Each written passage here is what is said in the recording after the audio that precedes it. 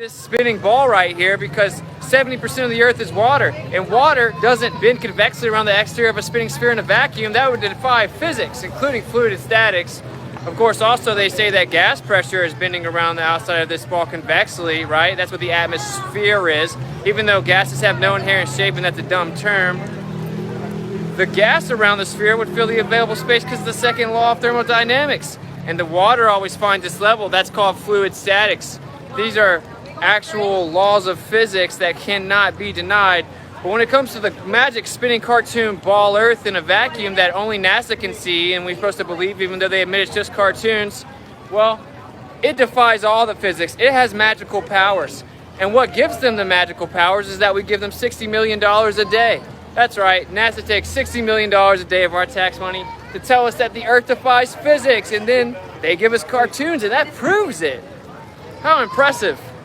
So if the Earth was actually a ball like this, then, well, the water would fall off of it because water finds its level. It's called fluid statics. And as it spins, the water falls off of it faster. So 70% of a ball Earth couldn't be water. That's dumb. Of course, we've actually measured the Earth, and it doesn't have a radius of 3,959 miles or a circumference of 24,901 miles, because that means it has to bend at a rate of 8 inches per mile squared, which means you see the Earth curvature at 1.225 times the square root of the observer's height in feet. So at 1 foot off the surface of the Earth, you just see Earth's curvature from 1.2 miles away. But we see horizons over 10 miles away from 1 foot off the surface of the Earth, requiring the radius to be over 250,000 miles, and they claim it's under 4,000 miles. What a clown world. Welcome to Clown World. But hey, guys, you should probably not listen to any empirical evidence or laws of physics because the government would never lie to you. They just took over this year and told you to be scared of oxygen, but they love you, and they did it to help you. The government has never lied except for whenever they started the Vietnam War with the false flag called Gulf of Tonkin, declassified in their own military documents, where they admitted that they set it up and lied and said Vietnam attacked us when we attacked ourselves. But that was the only time that the government's ever lied, except for also maybe 9/11 when they said a passport flew out of fire and it was unscathed and showed us where the bad guy was, and then we had weapons of mass destruction to justify a 10-year ideological war that never ended. But that was the only other time the government's ever lied, except for Operation Mockingbird, declassified from like the 50s and the 70s, that they took over the media and that they're actual agents as news anchors. But that's the only other time the government lied. When it comes to NASA, we can trust NASA. This is what the Earth looks like, because NASA said so. And yeah, NASA works for the government, but they're the one governmental agency that doesn't lie, because they went to the moon in 1969. They can't go back because the technology is a difficult process to build it back, and they accidentally destroyed it. The technology gets worse over time, and my iPhone 12 Pro has more processing capability than a warehouse of computers in '69. But don't worry about this. The government loves you, and they're just telling you the truth. NASA also means to deceive in Hebrew, but that's another coincidence. We should probably blindly believe them with our entire worldview. I would go back in a nanosecond, but the problem is, I'm going to invoke an emotion, pain. It was a painful process. The Earth's not a magic spinning cartoon ball that defies physics. The Earth's flat and stationary in the center of everything. I've been testing it for 5 years. I've been kicked off every platform you can name. Or we can blindly believe the government who took over this year, or maybe we could test it for ourselves and realize that the scriptures are true and the Creator loves you. That's right, the scriptures are true. I used to think it was a fairy tale. Comes to find out, it's right about everything, including the actual shape of the Earth, which is not a magic spinning sphere in a vacuum, because that defies physics.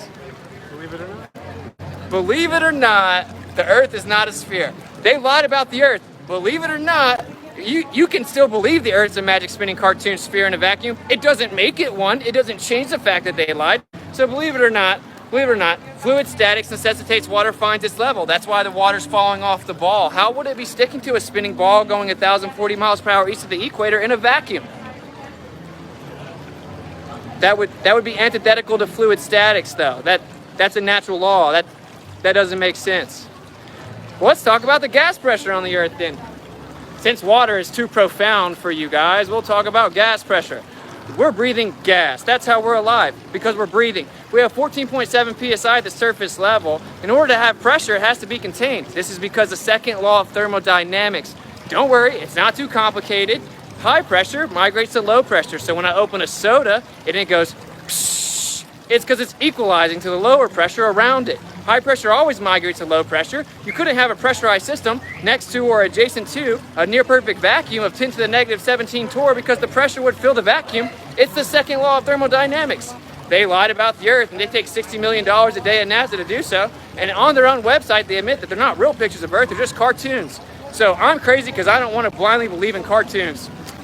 What a cool story.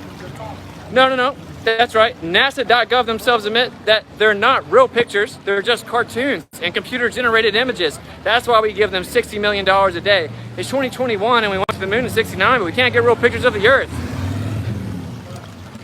Probably just a coincidence though, because we know that the government actually loves us. That's why they took over by force last year and everyone complied and got scared of the air. It's because they were trying to help us because they love us. Look at that water finding its level. This is a fluke. We know water doesn't find its level. This is an anomaly over here because the Earth's a ball.